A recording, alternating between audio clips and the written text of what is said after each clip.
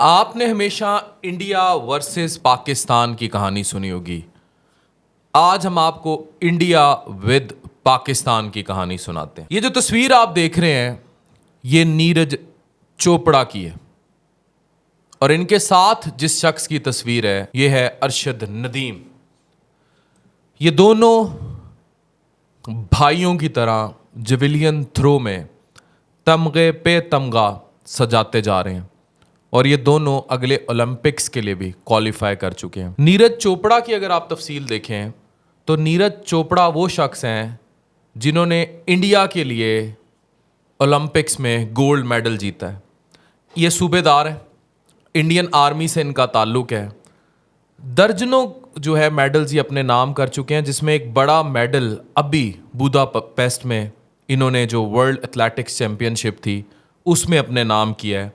और इसी चैम्पियनशिप में अरशद नदीम ने सिल्वर मेडल अपने नाम किया है बुदापेस्ट में, हंगरी में। इन दोनों के फॉलोअर्स देखिए, एक 6 मिलियन से ऊपर है और अरशद नदीम लाख भी पूरे नहीं कर पा रहा।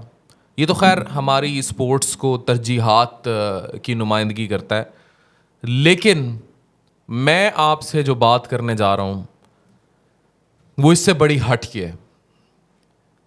ये दोनों यूरोप के साथ compete कर रहे हैं। यूरोप इन दोनों को एशियन कह के पुकारा है, not even Indian and Pakistani.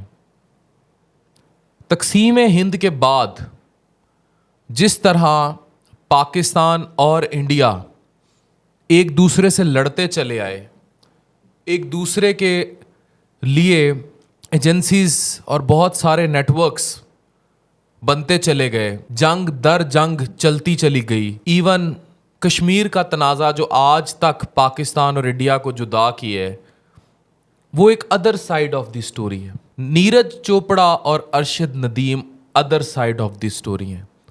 ये वो स्टोरी हैं जिसके ज़रिए यूरोप आज का यूरोप है। ये वो साइड ऑफ द स्टोरी हैं जिसकी वजह से पाकिस्तान, बांग्लादेश, इंडिया और नेपाल के और अफ़गानिस्तान के दर्जनों बच्चे हिजरत करते डंकियों में डूब जाते हैं। ये वो साइड ऑफ द स्टोरी है कि हर इंडियन और पाकिस्तानी और नेपाली और बांग्लादेशी और अफ़गानी किसी ना किसी तरीके अमेरिका या यूरोप जाना चाहता है। इनके पास कुछ ख़ास नहीं था। यूरोप के पास बहुत सारे अरशद नदीम और नीरज चोपड़ा थे। आप एक शेंजन वीज़ा लेते हैं और आप सब घूम आते हैं, और यहाँ पाकिस्तानी होते हुए आप ताजमहल आगरा नहीं देख सकते। इसी तरह अगर आप इंडियन हैं तो आप बादशाही मस्जिद लाहौर नहीं देख सकते। यही वो तनाज़े थे जिन्होंने सब तबाह करके रख दिया। हम थर्ड वर्ल्ड कंट्री कहलाते हैं। हम दोनों में गुर्बत अरूज पर है। इंडिया कदरे मौजूदा हालात में मोदी के दौर में पाकिस्तान की डीस्टेबिलिटी की वजह से इकनॉमिक्स में बहुत स्टेबल होता गया, जिसका नतीजा हम चंद्रयान 3 इंडिया के चांद पर उतरने की सूरत में भी देख चुके हैं। लेकिन इंडिया जो फेस दिखा रहा है वो फेस शायद उस तरह रियल नहीं है। अगर लो लेवल पर गुर्बत का आंसर देखा जाए तो इंडिया और पाकिस्तान में गुर्बत का तनाजुर तकरीबन सेम है। आजकल पाकिस्तान में थोड़ा ज़्यादा है। इंडिया और पाकिस्तान में तबाही उसी तरह है, डीस्टेबिलिटी उसी तरह है। लोग भूखे सोते हैं, लोगों के पास रोज़गार नहीं है, खाने के पैसे नहीं है। दोनों तरफ के लोग फुटपाथ पे सोते हैं। यूरोप में ऐसा नहीं हुआ। यूरोप भाईचारे की फ़िज़ा कायम करके रहा। जर्मनी ने जंगे अजीम दोम के बाद ये सीख लिया था कि इस लड़ाई झगड़े से सवाए तबाही के कुछ नहीं मिलता। इधर जब जर्मनी सीख रहा था, हिटलर खुदकुशी कर रहा था, वहीं पाकिस्तान और इंडिया आने वाले 100 सालों के लिए वर्ल्ड वॉर की तैयारी कर रहे थे, वर्ल्ड वॉर 3 की। और ये हकीकत है, और ये बहुत सारे मुहक्किक ये बात साबित कर चुके हैं कि अगर दुनिया में दोबारा जंग छिड़ी तो वो पानी पर होगी, वो वर्ल्ड वॉर 3 होगी, और वो इंडिया और पाकिस्तान के माबैन होगी, और उसकी बुनियादी वजह कश्मीर बनेगा। मुतद्दिद करारदाद के बावजूद जब आप यूरोपियन यूनाइटेड नेशंस में एक दूसरे को जाकर गालियां देते हैं तो लोग आप पे हंसते हैं। वो खुश होते हैं कि अब हम इनको इस्तेमाल करेंगे, हम इनको अपने वेपन्स बेचेंगे, हम अपनी इकोनॉमिक्स को तगड़ा करेंगे, हम इनकी एजेंसियों को इस्तेमाल में लाते हुए इन दोनों को आपस में लड़वाएंगे, हम अपने फ़ायदे उठाएंगे और हम हर तरह से स्ट्रॉन्ग दर स्ट्रॉन्ग होते चले जाएंगे, हम इन पर हुक्मरानी करेंगे। आपने उन दो बैलों की कहानी सुनी होगी जो जंगल में इकट्ठे थे तो शेर मार गिराया, और जब तकसीम हुए तो शेर एक एक करके चीर फाड़ के सबको खा गया। मैं तकसीम हिंद के फार्मूले के ख़िलाफ़ नहीं हूँ, लेकिन तकसीम हिंद के फार्मूले के बाद हमें रहना यूरोप की तरह चाहिए था, हमें रहना अमेरिका और कनाडा की तरह चाहिए था, हमें रहना अरशद नदीम और चोपड़ा की तरह चाहिए था। ना हमने नीरज चोपड़ा और अरशद नदीम से कुछ सीखा, ना हमने ये सीखा कि आज पूरा यूरोप इनको दाद दे रहा है, इनके इकट्ठेपन को सराह रहा है, इन दोनों को फैसिलिटेट कर रहा है, इन दोनों को एशियन के नाम से याद कर रहा है। आज अगर चांद पर इंडिया ने लैंड किया है तो वो एशिया की पहली लैंडिंग है। वो चौथा मुल्क है जिसने चांद पर अपना कदम रखा है, और ये इंडिया नहीं, पाकिस्तान ने चांद पर अपना कदम रखा है। क्योंकि हम में से बहुत सारे लोग यूरोप जानते हैं, उनकी डिवीजन्स नहीं जानते। वो नहीं जानते स्पेन, जर्मनी, इटली, लंदन और व्हाटएवर।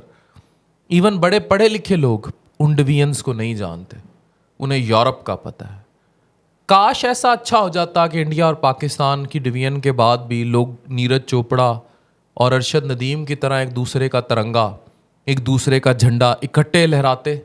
जैसे इस वर्ल्ड एथलेटिक्स चैम्पियनशिप में पूरा इंडिया नीरज चोपड़ा के झंडे के साथ खड़े अरशद नदीम को भी सलूट कर रहा है। अगर ऐसा हो जाता तो होता क्या, ये तस्वीर का रुख देखिए। होता ये कि या खुशहाली आती, होता ये कि जो पैसा जेट फाइटर्स प्लेन, टैंकों, जंगी हथियार खरीदने, एक दूसरे के खिलाफ प्लानिंग्स करने में इस्तेमाल हुआ, वो सारा पैसा यहाँ के बच्चों, दोनों मुल्कों के बच्चों की स्कूलिंग, एजुकेशन, हेल्थ के इंफ्रास्ट्रक्चर, तालीम, आईटी टेक्नोलॉजी में तरक्की, रोज़गार पर इस्तेमाल होता।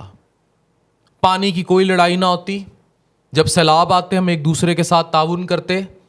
लाखों करोड़ों लोगों की जानें जो जंगों में गईं, कुछ जंगें जो आपने देखी और कुछ जंगें जो नहीं देखी वो उससे ज़्यादा भयानक थी। उनमें जो जानें चली गईं, जो कॉन्स्पिरेसीज थ्योरीज चलती रही एक दूसरे के मुल्क तोड़ने की, जो एक दूसरे के मुल्कों में तजाद जारी रहा, अगर ये सब ना होता तो आज आपके बच्चों की एजुकेशन भी इंडिया पाकिस्तान में फ्री हो सकती थी।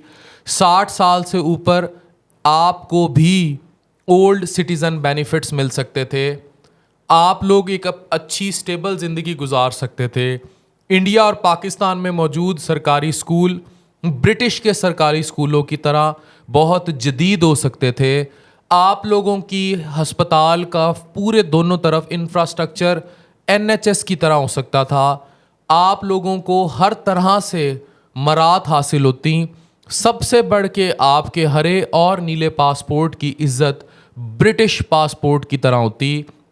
आप लोग वहाँ लैंड करते, आपकी तलाशियाँ ना होती, आप लोगों पे दहशतगर्दी के लेबल ना लगते, आप लोग तबाही दर तबाही तक ना चले जाते, आप लोगों की इकोनॉमिक्स बहुत स्ट्रांग होती। वो पैसा जो वेपन्स पर लगा था वो वेपन्स पर ना लगता, वो पैसा एक दूसरे की तरक्की पर लग जाता।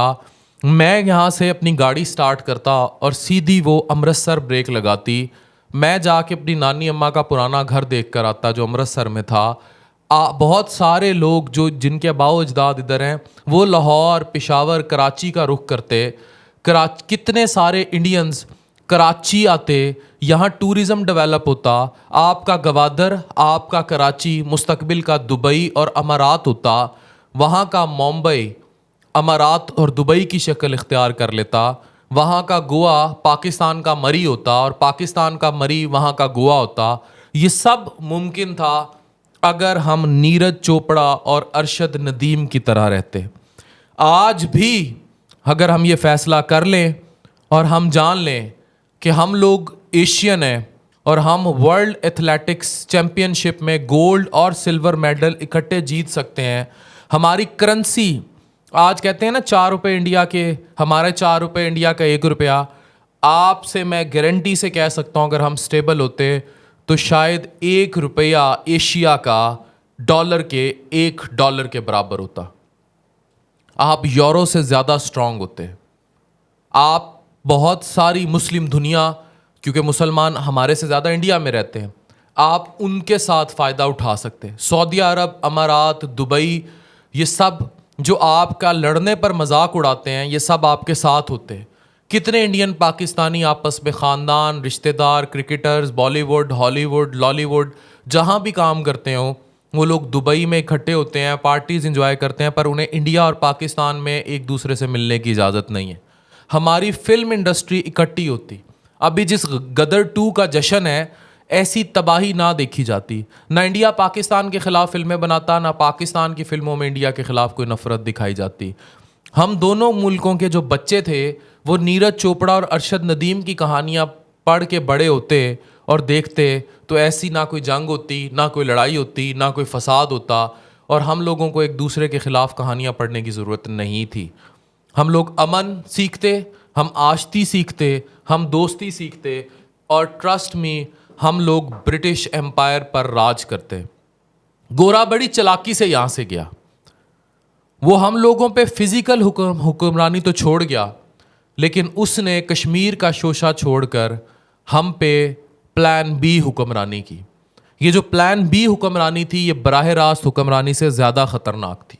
आज आप 1857 की जंग आज़ादी से 1947 के इंडिया और पाकिस्तान में गोरों के हुए काम देख लें और उसके बाद किए गए दोनों हुकूमतों के काम देख लें, तो आपको अंदाज़ा होगा कि अगर शायद गोरे इस रीजन पर मुसल्लत रहते तो हम शायद ज़्यादा तरक्की कर लेते, बनिस्बत जो हमने अलग होके एक दूसरे पर धावा बोला, लड़ाइयाँ की, झगड़े किए, और हम लोगों ने ये सब करते रहे। तो मैं फिर कहूँगा, मैं तकसीम हिंद को बिल्कुल इंडोर्स करता हूँ। ये तकसीम होनी चाहिए थी, लेकिन इसके बाद हमें रहना यूरोप की तरह चाहिए था, बिल्कुल वैसे जैसे वर्ल्ड वॉर 2 से सबक सीखा जर्मनी ने, और उसके बाद शेंजन वीज़े और एक दूसरे से मोहब्बत, प्यार, यूरोप में परवान चढ़ा। अगर ये सब हम सीख लेते तो हमें ये दिन ना देखना पड़ता जो हमें देखना पड़ा, हमें ये तबाही ना देखनी पड़ती जो हमें देखनी पड़ी, ना ही हमारे जवान जो दोनों बॉर्डर्स पे एक दूसरे से जंगें लड़ते शहीद हुए, उन दोनों के ख़ानदान शहीद हुए। पाकिस्तान ने बड़ी कुर्बानियाँ दी, अभी रिसेंटली दहशतगर्दी की जंग में कितनी कुर्बानियाँ दी।